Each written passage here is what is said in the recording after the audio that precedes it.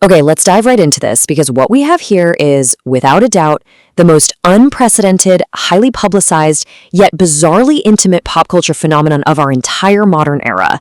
Welcome to today's Explainer, guys. We are going to trace the absolute milestone moments of a relationship that genuinely feels like it was cooked up in a Hollywood writer's room, but played out completely and astonishingly in real life. We're talking, of course, about Travis Kelce and Taylor Swift. But before we get into the actual timeline, I really want you to take a second and think about the sheer statistical improbability of these two specific superstars ever actually colliding.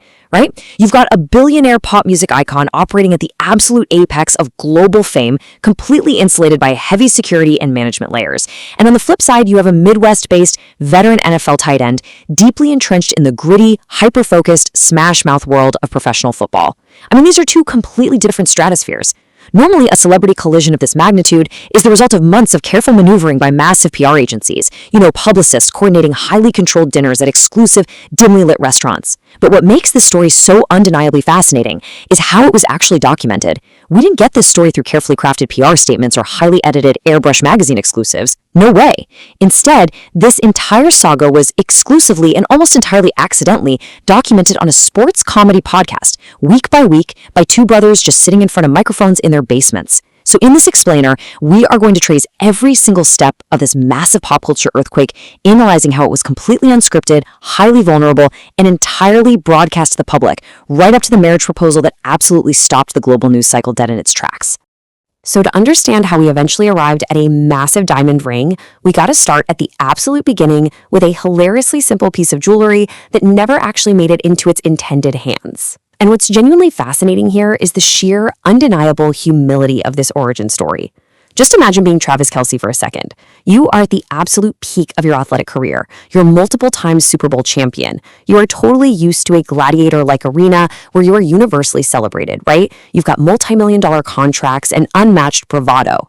And yet, when it comes to executing a grand romantic gesture to a woman you admire, your master plan involves sitting down at a table and meticulously stringing together tiny, colorful plastic beads on an elastic string to make a friendship bracelet. I mean, you can't make this stuff up. This wasn't some grand, sweeping million-dollar stunt designed to grab headlines. It was an incredibly grounded, almost childlike, endearingly awkward attempt at just making a human connection during the absolute chaos of a massive stadium tour. And the ultimate irony that we're going to explore today is that it was the absolute, total failure of this remarkably simple piece of jewelry that actually set the wheels in motion for the biggest pop culture relationship of the decade. So, here is a quick look at the timeline we are following today. Year 1, the Arrowhead concert denial. Year 2, the suite appearance. And finally, Year 3, the Wembley stage debut and the engagement. Let's break down exactly how this all played out. Act 1, the friendship bracelet fail. Okay, every great story needs an inciting incident where things just completely fall apart. And Travis's incredibly honest, humorous confession about being, quote, a little butthurt is a textbook example. He attended the Eras tour at Arrowhead Stadium, which, keep in mind, is literally his home turf, his actual workplace. And he fully expected to use his VIP status to get a casual meet and greet. But Taylor Swift is an absolute machine on tour. To execute her grueling schedule, she strictly saves her voice before and after shows because she has to perform seamlessly for hours on end. So she didn't meet anybody that night, including the hometown hero. Now, what makes this so brilliant is the brotherly dynamic that immediately followed. During their recording, Jason Kelce, acting exactly like an older brother should, relentlessly roasted Travis for throwing what he called a man tantrum over the rejection. Travis didn't try to play it cool, though. He didn't hide behind his ego. He openly admitted he took it personally because he desperately wanted to give her a homemade bracelet with his phone number on it. The fact that an elite alpha male athlete was willing to admit he was utterly rejected and feeling a bit sorry for himself on a massive public platform, man, that is the exact kind of vulnerability that instantly hooks an audience. And that accidental master plan of just complaining on a public microphone is exactly what set the stage for everything that followed. There's a massive lesson here about authenticity, guys. We live in an era of hyper-curated celebrity PR, where literally everything is focus grouped. But Travis didn't go through management. He didn't have his powerful sports agent call her powerful music agent. He quite literally just went on his comedy show and loudly complained to his brother about his failed attempt. Taylor herself would actually later point out the absurdity of this. I mean, he didn't even try to reach out through proper channels. He just assumed he could talk to the elevator attendant at Arrowhead Stadium to get down to the VIP tent because, well, that's how it works for him on game days. It was a complete comical logistical failure. But this matters immensely. Because by making his failed crush everyone's problem and complaining about it publicly, he inadvertently bypassed all the typical Hollywood red tape, the gatekeepers, and the publicist. He sent a direct, undeniable, and entirely transparent signal straight out into the universe. Moving right along to Section 2. Enter the getaway car. So after months of public speculation and absolute media hysteria, the hypothetical finally became a reality when she walked right into Arrowhead Stadium, wearing his number, 87. And let me tell you, the internet didn't just buzz that Sunday afternoon in September, it fundamentally shattered. Imagine the scene for a second. The television camera cuts to the Kelce family suite, and the collective gasp of two entirely different demographics galling echoed across the globe. You had the diehard NFL football fans and the fiercely loyal Swifties suddenly uniting in real time. It was wild. The suite itself was pure chaos. Jason Kelce joked later that it was definitely not up to fire code because there were way too many people packed to the rafters, just craning their necks to get a look at her. But she completely embraced it. She wasn't hiding. She was doing slow-motion chest bombs, giving high fives to his mom, and completely leaning into the raucous, crazy energy of Chiefs Kingdom.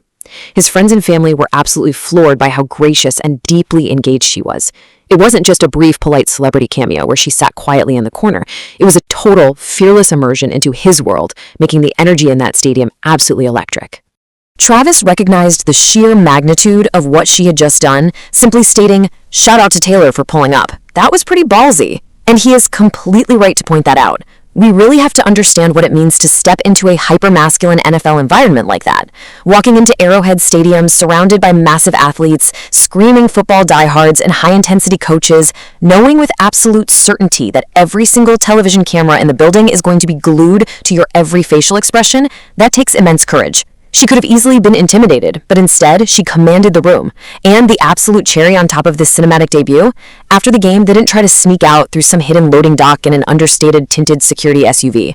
No, they quite literally sped off into the night in his vintage drop-top Chevelle convertible, breaking speed limits and perfectly mirroring the rebellious imagery of a literal getaway car. It was a flawless, impossibly cool execution of a public debut that no Hollywood publicist could have ever scripted better. Let's jump to Section 3, the London stage debut. Now, if the Arrowhead suite was Taylor bravely entering Travis's domain, Wembley Stadium was the ultimate monumental role reversal, and the comparison in scale here is absolutely staggering. Travis is a highly seasoned veteran athlete. He has played in the most high-pressure environments on Earth, including playing a game at Wembley back in 2015 in front of 80,000 screaming football fans. The guy knows what a massive crowd sounds like, but he was explicitly marveling at how the energy of 90,000 Swifties cheering for one single person completely dwarfed even his wildest, most intense NFL experiences at that exact same venue. Let's just paint a picture of that contrast for a second. In the NFL, you have the visceral aggression of helmets crashing, tribal loyalty, and fans cheering for an entire 53-man roster moving dynamically across a field. But at the Eras Tour, it's earth-shattering decibels of singing, synchronized light bracelets, and a marathon of pure, concentrated emotion directed entirely at one solitary person standing on a stage. Travis was profoundly blown away by the fandom, comparing the raw intensity to seeing an iconic artist like Bruce Springsteen live, where the crowd knows every single run of the show, every deep cut, and every long-standing tradition. It was a whole new level for him. And as an elite athlete who deeply, deeply understands biomechanics, physical endurance, and the limits of the human body, Travis was absolutely floored by one specific number: 44. The fact that she could seamlessly perform 44 songs over 3.5 to 4 hours, night after night, completely rewired his brain.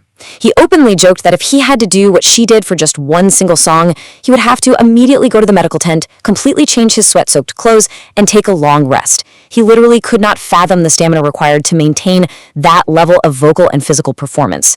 But beyond the massive physical spectacle of it all, what he truly admired most was the intimacy she created. He described how she possesses this rare, magical ability to take a cavernous, 90,000-person concrete stadium and somehow make it feel like you're sitting in a tiny, intimate, dimly lit bar just listening to a musician and her acoustic guitar. It was this deep, profound admiration for her craft that actually prompted his initial, seemingly ridiculous joke about wanting to just roll out on stage on a vintage 1989-era bicycle to help her out. Well, what started as a playful joke on a podcast miraculously turned into a reality in front of the entire world. When he suggested rolling out on a bike, Taylor just laughed and asked if he would seriously be up for doing something that outrageous. When he enthusiastically agreed, she found the absolute perfect, safest spot for him in the narrative of the show. So, instead of risking a dangerous bicycle stunt, he joined the highly theatrical, tortured poets era. Now picture the visual of this, guys. You have a 6'5", 250-pound, heavily bearded NFL gladiator abandoning all of his tough guy ego to put on a top hat and a tuxedo tailcoat. He was put to work alongside her elite professional dancers, Cam and Jan, acting out a deeply emotional pantomime of bringing Taylor back to life after a heartbreaking segment of the show. It's a narrative entirely about finding the strength to get back up and do your job even when you're internally depressed. It was a remarkably playful, hammy moment, sure, but it represents the ultimate act of service in a relationship, stepping completely out of your comfort zone, not to steal the light, but to passionately support it. Now, Travis completely understood the stakes of what he was doing here. Admitting his internal monologue the entire time was literally just, do not drop Taylor. Say no to the baby. Hold on to the baby. Jason Kelce brilliantly pointed out that while surrounded by world-class professional dancers who have practiced this exact routine thousands of times, Travis was the one massive wild card who could actually physically mess up the show, and Travis completely agreed. He actually cited his old, notoriously strict offensive coordinator, Coach Eric Bieniemy, who used to drill into his players that the football physically holds all of their dreams, goals, and aspirations, and under no circumstances do you ever drop it. So Travis took that exact same intense life-or-death professional football mentality and applied it to carrying Taylor Swift to a red couch in front of 90,000 screaming people. He treated her like the ultimate game-winning pass. He even managed to throw in a signature goofy heel click, a deeply unserious move he proudly bragged he's been perfecting since he was a toddler. It was the perfect blend of athletic discipline and complete, unapologetic silliness. The reason this massive crossover worked so incredibly well really comes down to the core philosophy Travis holds. He said, I'm a team guy, I'm an energy guy. And there's a massive psychological lesson here about modern partnership. Not everyone needs to be the main character all the time, and true security in a relationship often means being completely thrilled to just be the supporting cast. He didn't want his massive personality to overshadow her art. He just wanted to be the ultimate energy guy, making sure the team succeeded. He talked at length about how backup dancers are the unsung heroes who keep things alive and bring the vibe when the star is recovering, and he just wanted to be a part of that vital ecosystem. The pure, unadulterated joy radiating from him on that stage wasn't about feeding his own ego. It was about being a fiercely supportive partner and having an absolute blast doing it. He admitted the deafening roar of the crowd when they finally realized it was him was incredibly jarring, but his only real goal, his only true focus, was simply not disappointing Taylor. So this brings us to a massive fundamental question. We've seen the initial clumsy sparks. We've seen the hilarious fumbles and the awkward rejections, and we've deeply analyzed the grand stadium-sized gestures of them stepping into each other's respective arenas. But how exactly did a journey that was so completely visible to the public eye, documented week by week, culminate in the ultimate, deeply private milestone of a marriage proposal? How did two people living squarely in the absolute white-hot center of the global pop culture universe navigate taking that final, permanent step while keeping it grounded and real? Let's transition to the climax of this story and look at the shift from public spectacle to private intimacy. All right, section 4, popping the question. The internet, as you could probably predict, completely broke when the news finally dropped. But what makes this so endearing is how brilliantly grounded the reaction was from their day one fans. A highly local Cleveland sports Twitter page literally posted the headline, "Local man and his new fiancée stun in engagement pictures." The sports media account Awful Announcing tweeted, "NFL podcast host announces engagement to recent guest." It was this hilarious, incredibly localized, deeply mundane framing of what was genuinely a massive, earth-shattering global news event. On his show, Travis spoke incredibly candidly about how giddy and surreal it felt to finally use the word fiancé. He described the intense, nervous excitement of introducing her as his fiancée to his teammates in the locker room for the very first time. And when he was asked for advice for other guys out there preparing to pop the question, his answer was remarkably profound. He said you simply have to know your partner. You cannot read about how to do it in a magazine, and you absolutely cannot try to copy the viral stunts other people do online. You just have to truly know the soul of the person you are doing it for, block out the noise, and do it for the right reasons. And of course, because this entire romance is thoroughly documented on a comedy podcast hosted by two brothers who absolutely refuse to take themselves too seriously, the sincere, heartfelt romantic advice immediately devolved into a hilarious, chaotic debate about proposal logistics. It turns out their show's intern, Brandon, had also recently gotten engaged. But for some inexplicable reason, Brandon decided to execute his proposal in the ocean. The brothers relentlessly and gleefully roasted intern Brandon's absurdly risky aquatic dramatic proposal.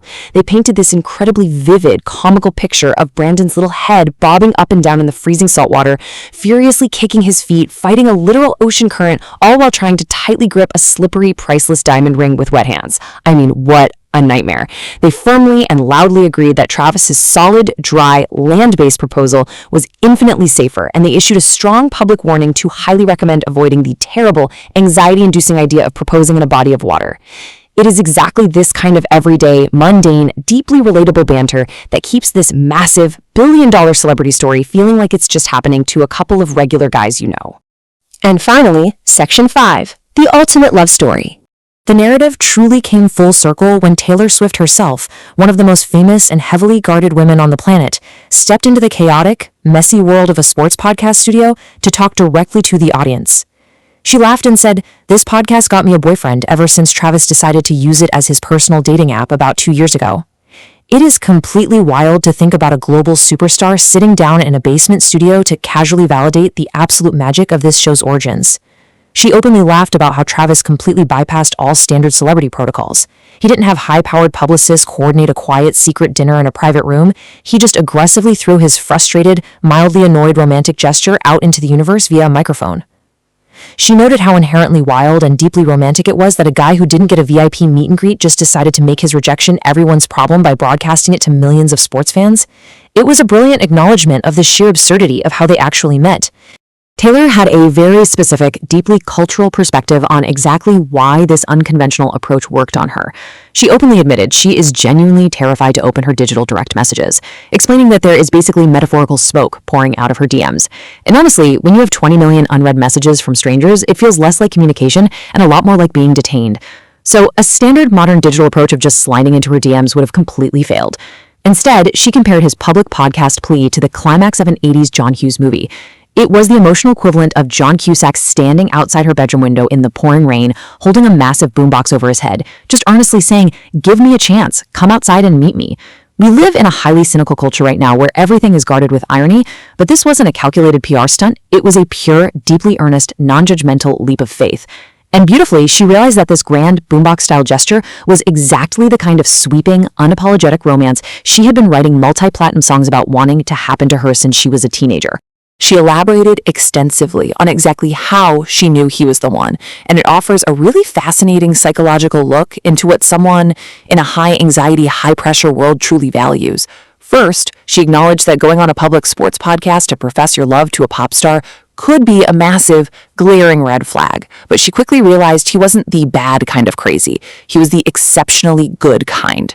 The first few times they talked, she found him incredibly natural, remarkably pure, and wonderfully normal. He broke the tension and made her laugh immediately, but the most profound, deeply insightful description she gave was calling him a human exclamation point. What does that even mean?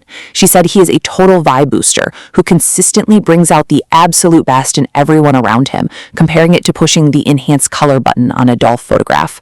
Most importantly, though, he provided a completely clean slate. He was entirely non-judgmental about the insane, heavily scrutinized world she lived in, and having a partner who is a relentless source of positive energy and a non-judgmental sanctuary is exactly what allowed their connection to rapidly thrive. But guys, here is the absolute most cinematic, mind-blowing detail of this entire explainer. During the recording of that specific highly anticipated episode, while they were sitting there on camera, laughing into the microphones about the failed friendship bracelet, giggling about the 80s boombox analogy, and reminiscing about the crazy timeline of how they met, Travis was holding onto a massive, life-altering secret. He revealed later that during that entire hour-long recording, he was secretly, nervously just waiting for the cameras to stop rolling so he could immediately ask her to marry him. The podcast that quite literally started the relationship was simultaneously serving as the prologue to the proposal itself, while the climax of the entire story was sitting right there in his pocket. It is a narrative detail so perfectly plotted, so unbelievably poetic, that a Hollywood screenwriter would straight up reject it for being far too cliché and unrealistic. Yet it happened exactly like that in real life, completely unscripted. We have journeyed all the way from a completely fumbled, awkwardly handmade plastic friendship bracelet that never even reached its target, all the way to a priceless diamond ring that will never leave her finger. This incredible 3-year timeline provides a massive lesson for all of us. It proves that sometimes ignoring the red tape, bypassing the gatekeepers, abandoning your ego, and just authentically, fearlessly shooting your shot actually works.